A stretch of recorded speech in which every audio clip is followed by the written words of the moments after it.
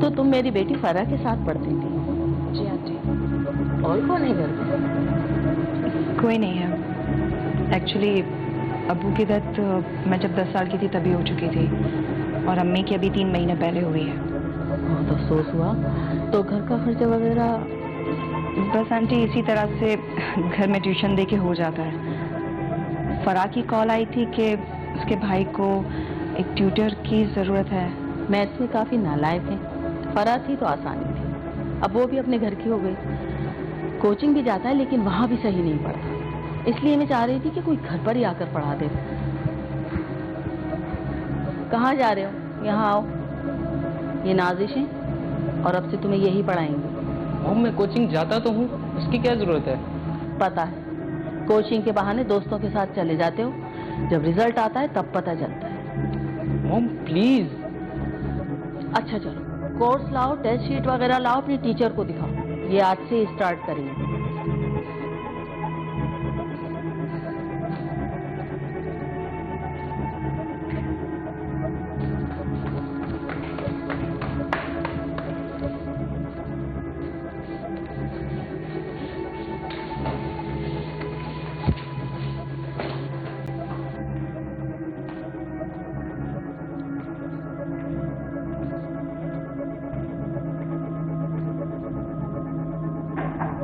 Mom आपको कितनी दफा कहा है कि बाहर वालों के सामने इस तरह एम्बैरेस मत किया करो। क्या मैं अंदर आ सकती हूँ? ओह आई एम सॉरी, मैं समझा कि मॉम है। It's okay. एक्चुअली तुम्हारी मॉम ने कहा कि मैं तुम्हारा कोर्स चेक कर लूँ, so if you don't mind मैं आए? या श्योर, प्लीज।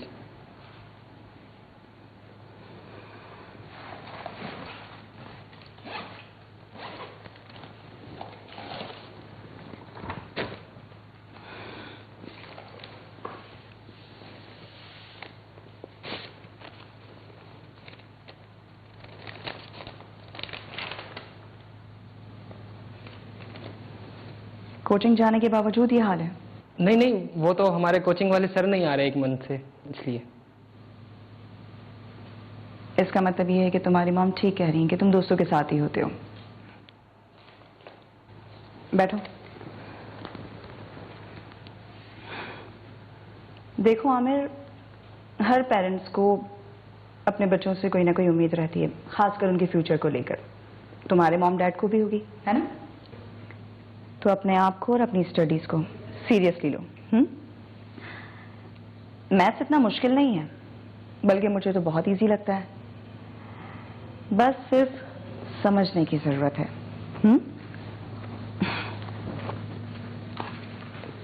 कुछ समझ में भी आया इसके, या सब सर से गुजर गया? आंटी अभी तो बस स्टार्ट है, बाकी फिर देखते हैं। अच्छा मुझे इजाजत दीजिए, मैं चलती हूँ। अरे बेटा, चाय वगैरह तो पीकर जाते हैं। नहीं आंटी, एक्चुअली मुझे दूसरे स्टूडेंट्स भी देखने हैं तो टाइम हो गया, मैं चलती हूँ, फिर कभी। चलो ठीक। Okay Aamir, bye. आप सल्लल्लाहु अलैहि वसल्लम ने फरमाया कि उसकी तरबियत की जाए, उसको इल्म पढ़ाया जाए, सिखाया जाए। यहाँ तक कि आप सल्लल्लाहु अलैहि वसल्लम ने इरशाद फरमाया कि 1 गंदुम का 1 किलो, 1 सा, 1 पैमाना सदका करना, ये इतना बड़ा अफजल अमल नहीं है जितना सिर्फ 1 अदब अपने बेटे को सिखा देना आला दर्जे का अमल है। ये आप सल्लल्लाहु अलैहि वसल्लम तरगीब दे रहे हैं। लिबास अच्छा हो, उसका खाना पीना सही हो, उसकी सहूलत की तमाम अशिया हो, उसका नाम अच्छा रखा जाए, उसकी तरबियत अच्छी हो, और उसको सिर्फ और सिर्फ अदब नहीं सिखलाया जाए, हुस्ने अदब सिखाना, अच्छा अदब सिखाना, ये सारी की सारी नबवी तालीमात हैं।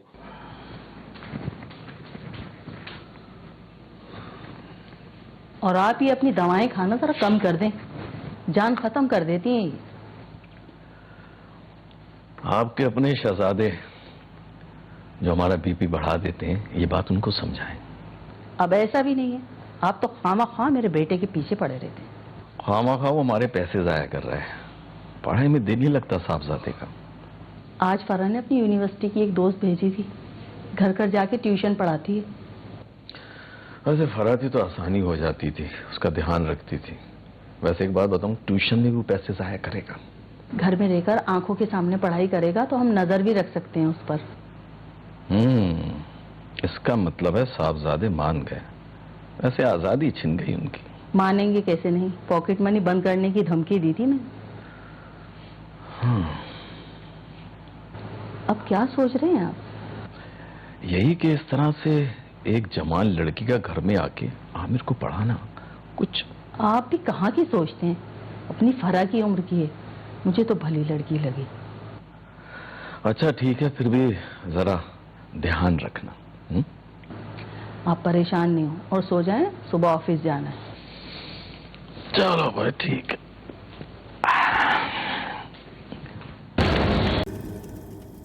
X square upon y square plus z square is equal. Aamir, ध्यान का तुम्हारा? मैं यहाँ तुम्हारे लिए आई हुई हूँ और तुम मोबाइल में लगे हुए हो। आप यहाँ मेरे लिए आई हैं? मेरा मतलब है तुम्हारी स्टडीज़ के लिए। Okay, so please concentrate. अब आप ऐसे हिटलर बन के पढ़ाएंगी तो कुछ समझ नहीं आएगा। क्या मतलब? मतलब अगर एक दोस्त की तरह पढ़ाएं तो शायद समझ आ भी जाए। ओके, तो मान लेते हैं कि हम फ्रेंड्स हैं। बस मान लेते हैं, है नहीं? Aamir, okay sorry. तो एज अ फ्रेंड ये बताओ, क्या प्रॉब्लम है इस इक्वेशन में? क्या समझ नहीं आ रहा? ये y और z का तो कोई मसला नहीं है, लेकिन ये जो x है ना, ये बहुत तकलीफ देते हैं, रियल लाइफ में भी और स्टडीज़ में भी। आमिर, तुम ना सीरियसली, मतलब तुम स्टडीज़ में भी मतलब मजाक मस्ती कर रहे हो? पढ़ाई पे ध्यान दो, इन सब चीज़ों पे नहीं। पढ़ाई भी हो रही है या सिर्फ शुगल मेला लगा हुआ है? आंटी, आमिर का सेंस ऑफ ह्यूमर बहुत ही अच्छा है। पढ़ाई में भी अच्छा हो तो ज़्यादा बेहतर है। जी आंटी, वो भी हो जाएगा। इसीलिए तो तुम यहाँ आई हो। मॉम आप यहाँ से जाएं प्लीज़, मुझसे ऐसे नहीं पढ़ाई होती यहाँ पर। अरे मेरे यहाँ बैठने से तेरी पढ़ाई का क्या लेना देना? आंटी, आमिर ठीक कह रहा है। कुछ बच्चे अपने पेरेंट्स की प्रेजेंस में अनईजी फील करते हैं, तो बस। अच्छा, पढ़ाई करना अच्छी तरह। ओके। अच्छा ये देखो, ये जो 10 एज के अंदर जो बच्चे होते हैं, जो जवान अभी बढ़ रहे होते हैं, इस मौके पर उनकी तरबियत के हवाले से बड़े हसास और नाजुक मामलात सामने आते हैं। वो हसास और वेरी सेंसिटिव जो मामलात सामने आते हैं, उसमें ज़ाहिर है उनकी बुलूगत और उनकी जवानी की उम्र शुरू हो रही होती है। उसमें एक तरफ उनको शर्म व हया का पैकर बनाना ज़रूरी है, उनके लिबास पर भी नज़र रखने की ज़रूरी है, और उनकी गुफ्तगू ताल्लुकात किन के साथ ताल्लुकात डेवलप हो रहे हैं वो भी ज़रूरी है, और बाकायदा उनको माँ बाप को चाहिए अपने करीब करें। और यही दौर माँ पर भी गुजरा, यही दौर बाप पर भी गुजरा। तो जब ये दौर माँ पर गुजरा, उसको एक तजर्बा हासिल हुआ, तो अच्छे अंदाज में हिकमत के साथ, बसीरत के साथ, खैर खाही के जज्बे के साथ अपनी औलाद को अपने करीब करके समझाया सिखाया जाए। ये है असल तरबियत का तरीक़ा।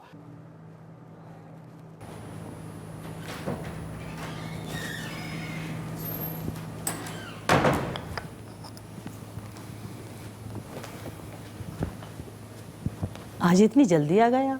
हाँ भाई, काम जल्दी खत्म हो गया तो बस। पानी पिलाओ।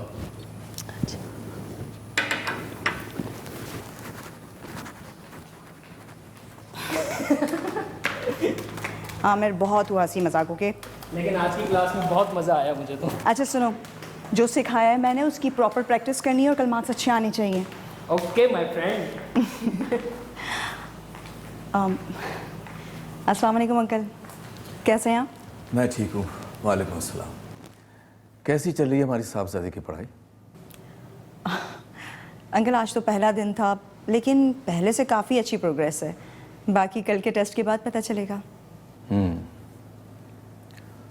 पढ़ भी रहे हो या अब भी टाइम पास कर रहे हो? मुझे इजाज़त दीजिए, एक्चुअली मेरे कुछ और स्टूडेंट्स मेरा वेट कर रहे हैं। अल्लाह हाफिज़। अल्लाह हाफिज़। Bye Aamir.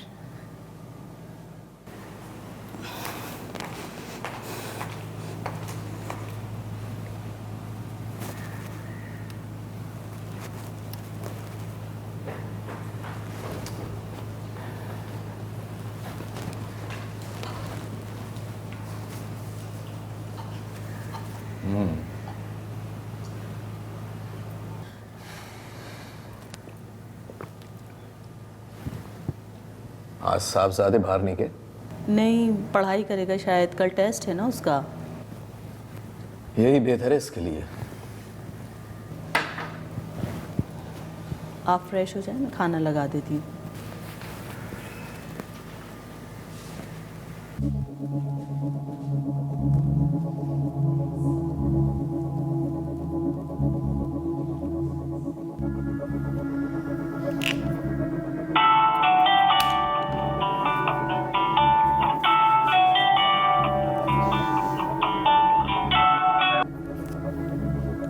Hello. Hello my friend, कैसी हो आप? कौन बात कर रहा है? इतनी जल्दी भूल गई आप अपने फ्रेंड को? आमिर बात कर रहा हूँ। ओह, आमिर। जी, आमिर। आमिर, इतनी रात को कॉल की तुमने, सब खैरियत तो है? हाँ, वो एक्चुअली मैं टेस्ट की तैयारी कर रहा था, एक क्वेश्चन समझ नहीं आ रहा था तो सोचा आपको कॉल कर लूँ। आमिर, इस तरह तो मैं तुम्हें फ़ोन पे नहीं समझा पाऊंगी। तो मैं आ जाऊँ आपके पास? व्हाट? इतनी रात को, इस वक्त? मजाक कर रहा था।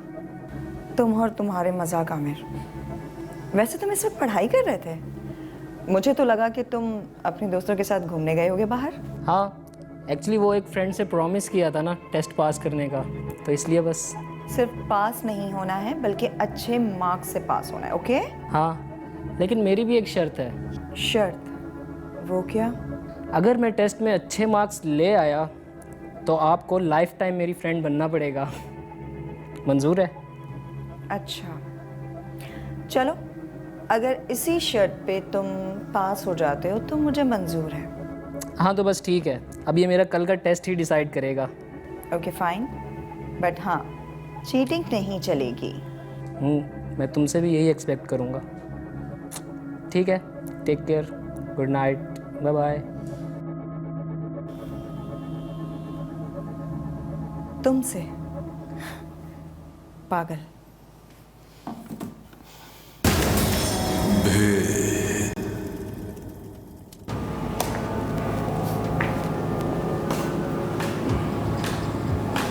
कहाँ रह गई यार?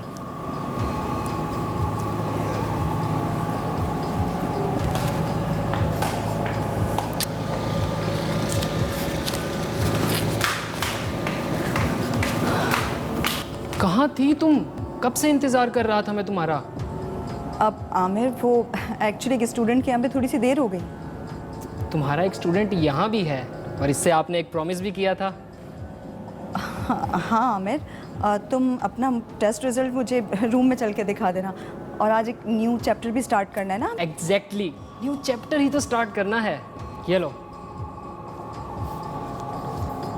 मैंने तो अपना प्रॉमिस पूरा कर दिया है और कोई चीटिंग भी नहीं की। अब आपकी बारी है प्रॉमिस पूरा करने की। कैसा प्रॉमिस? मामा, वो बात ये।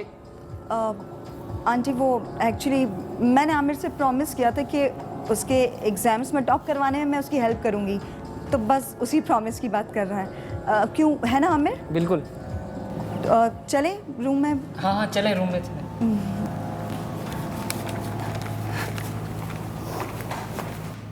ओफो, मैंने तुमसे कहा भी था ध्यान रखना, कहीं लड़का हाथ से ना निकल जाए, लेकिन अफसोस।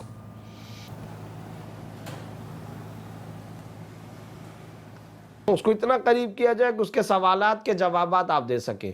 और अगर आपने डर, खौफ, अपने से दूर करना, वहशत, घबराहट, तवहुश इसके अंदर अगर आपने रखा तो वो इजहार माफी ज़मीर यानी अपने ज़मीर और अपने दिल की आवाज़ बाहर नहीं निकाल सकेगा, जिसकी वजह से ख़राबियाँ पैदा होंगी और फिर वो घर के अंदर के तरबियत हासिल करने के बजाय बाहर से सबक लेगा। और जब बाहर से सबक लेगा तो बाहर के माहौल के अंदर हर तरह के फितने मौजूद हैं और गलत ट्रैक पर भी जाने का ख़तरा मौजूद है। मैं ये समझता हूँ कि इस सिलसिले में वालिदैन, स्कूल, तालीमी दरसगाह, मकतब, मदरसा, कॉलेज जितने ये हैं, ये सारे के सारे इदारे स्टेक होल्डर हैं, इन्हें अपनी जिम्मेदारियों को अदा करना चाहिए।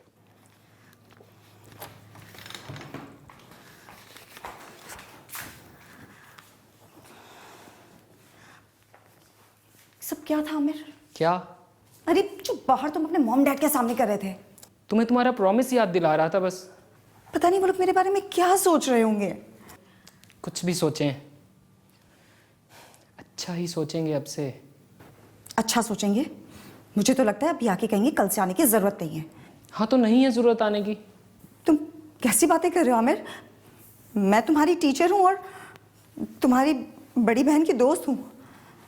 मेरी एज का तो ख्याल करो, मैं तुमसे कम से कम 10 साल बड़ी हूँ। Age is just a number, और मैं इन बातों पे बिल्कुल बिलीव नहीं करता। देखो आमिर, इस बात का तुम्हारे मॉम डैड को पता चल गया ना तो बहुत प्रॉब्लम होगी।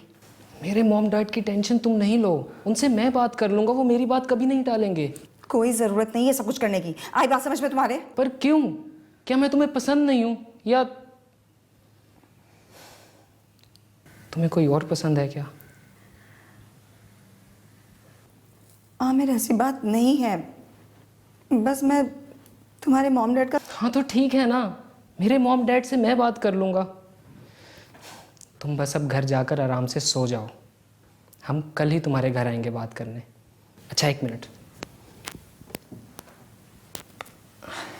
ये तुम्हारे लिए। क्या है ये? खुद ही खोल कर देख लो।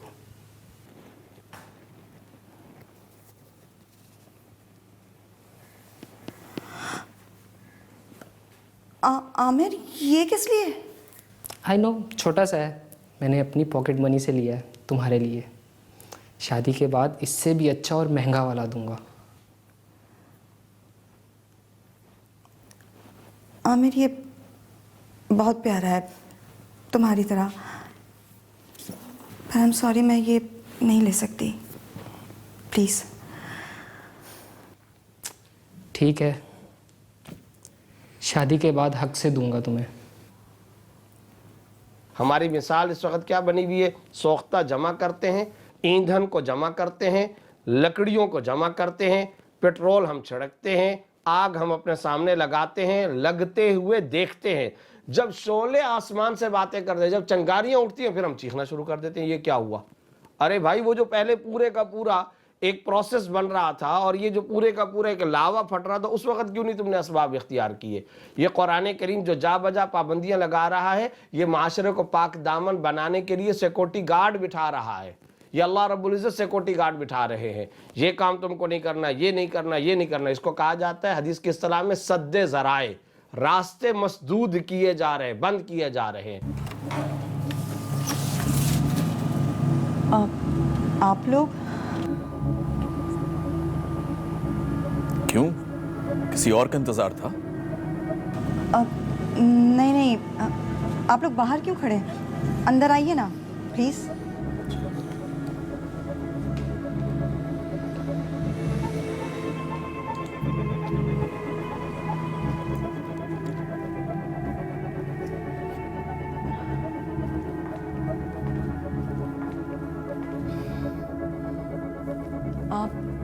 आप लोग चाय लेंगे या जूस? नहीं, किसी चीज़ की ज़रूरत नहीं है।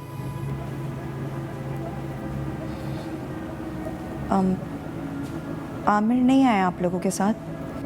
तुम ये बताओ कि मेरे बेटे की जिंदगी से निकलने की क्या कीमत लोगी? मैं कुछ समझी नहीं। इतनी ना समझ नहीं हो कि हमारी बात समझ में ना आए।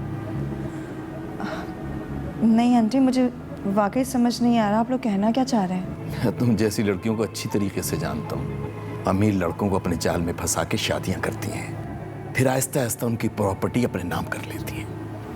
आप लोग मुझे गलत समझ रहे हैं। गलत तो मैंने पहले समझा था तुम्हें कि तुम एक शरीफ और इज्जतदार लड़की हो, मगर तुमने तो 2 ही दिन में मेरे बेटे को शादी के झांसे में फांस लिया। शादी का तो मुझसे आमिर ने कहा था और मैं। आमिर तो बच्चा है, ना समझ है। तुम तो उससे बड़ी हो ना, मना कर सकती थी। देखा है मैंने, मेरा बेटा कैसा पागल हो गया है इसके पीछे, और ये शादी के ख्वाब देख रही। ये लो, ये ब्लैंक चेक है, जितनी रकम चाहे भर लो, उसके बाद मेरे बेटे की जिंदगी से दफा हो जाना। मुझे आप लोगों के पैसों की जरूरत नहीं है। आइंदा उससे मिलने या बात करने की कोशिश की तो इज्जत के साथ कहीं नहीं रह सकोगी, समझ गई तुम?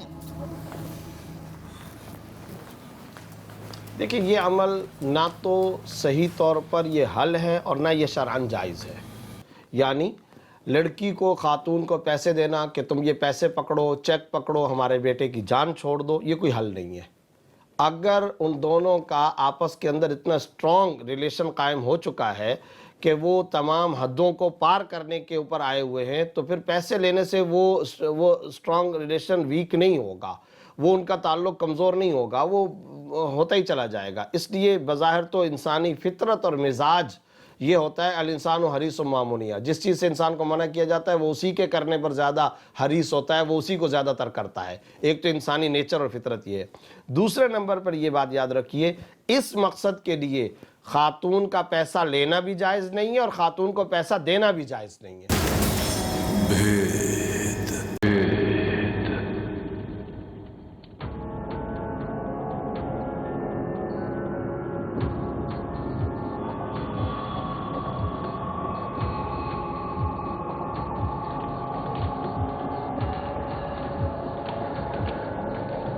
कहाँ गए थे आप लोग?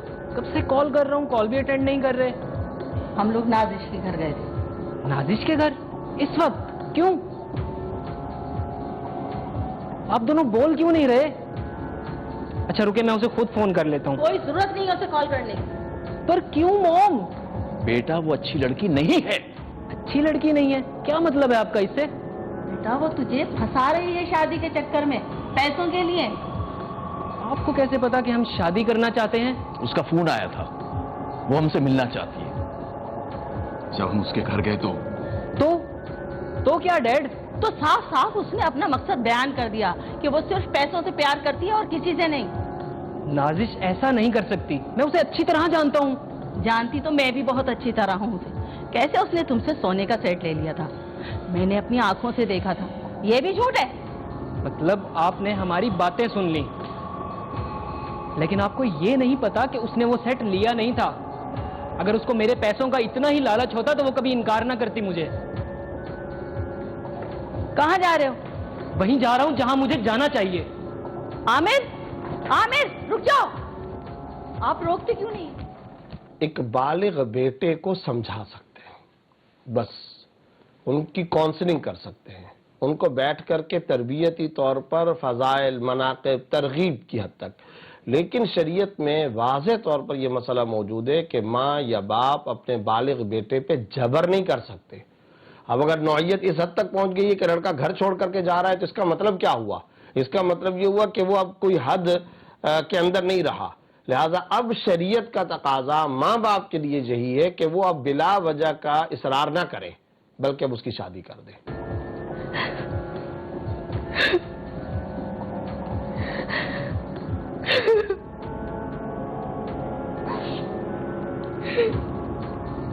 नाजिश, घर का गेट क्यों खुला है?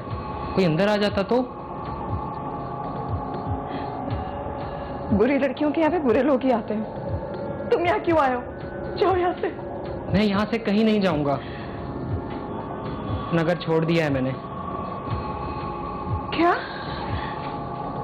आमिर, तुम्हारी अब इस हरकत की वजह से तुम्हारे घर वाले मुझे ही कसूरवार ठहराएंगे। उन्हें समझने दो जो भी समझते हैं वो, लेकिन मैं अब उस घर में वापस कभी नहीं जाऊंगा।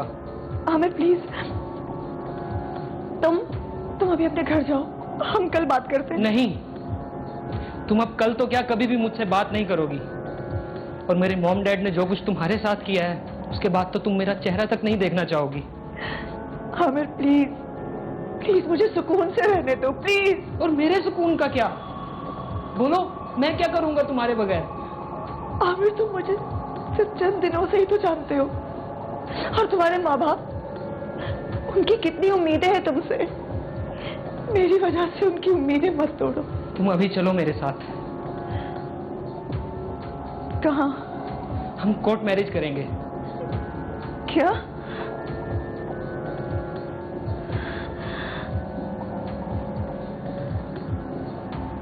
आखिर आप चलते क्यों नहीं है उस लड़की के घर मेरे साथ? पता नहीं कहाँ होगा, किस हाल में होगा। उसका फोन भी यहीं रह गया है। सुन रहे हैं आप? आपसे कुछ कह रही हूं मैं। इलियास, आमिर,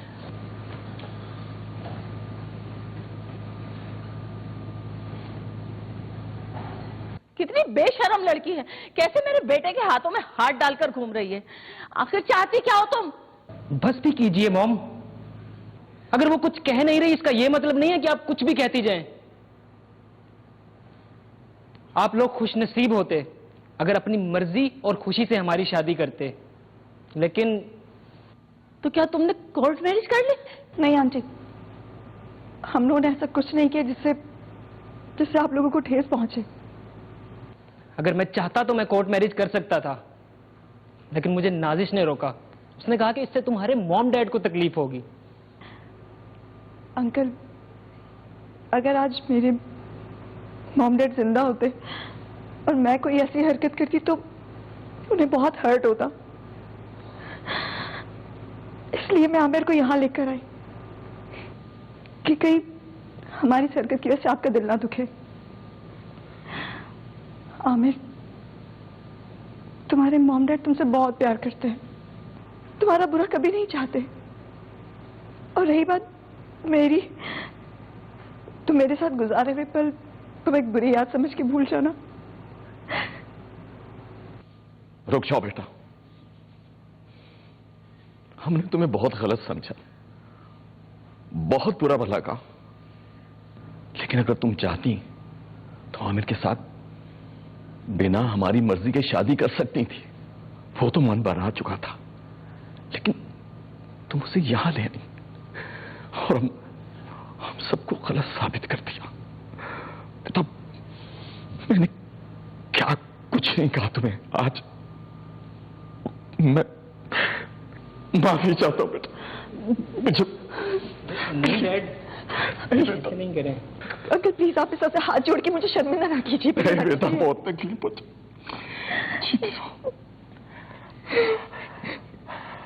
अगर हमारे बेटे की खुशी इसमें है तो हमें इनकी खुशियों का ख्याल रखना चाहिए। चल सीधे रहो बेटा, अब तो तू अच्छे से पढ़ाई करेगा ना। अगर लड़के के वालिदैन ये समझते हैं कि इस लड़की और खातून के साथ हमारे बेटे की शादी होने से मुस्तकबिल के एतबार से इनकी जिंदगी अच्छे तौर पर नहीं गुजरेगी और इनका टाइम अच्छे से नहीं गुजरेगा, तो फिर उसका तरीका ये है कि हिकमत के साथ, बसीरत के साथ समझाना चाहिए, काउंसलिंग करनी चाहिए, बिठा करके उनको बार बार समझाना चाहिए। लेकिन अगर वालिदैन ये समझते हैं हमारी काउंसलिंग का कोई असर नहीं है और अब समझाने का कोई असर नहीं है, तो फिर हदीस रसूल सल्लल्लाहु अलैहि वसल्लम है जिसे सामने रखना चाहिए कि लम तरा मिनल मुतहाब्बीन अशद्द मिनन निकाह और कमा क़ाल नबी सल्लल्लाहु अलैहि वसल्लम। दो मोहब्बत करने वालों में निकाह से ज्यादा बेहतरीन चीज कोई नहीं है। अब अगर ये मामला हो ही गया है तो फिर उसका सीधा सीधा शरई तौर पर वाज़ेह रास्ता है, नामहरम से मोहब्बत नाजायज है। अब अगर हो गई है तो फौरी तौर पर इनका निकाह होना चाहिए।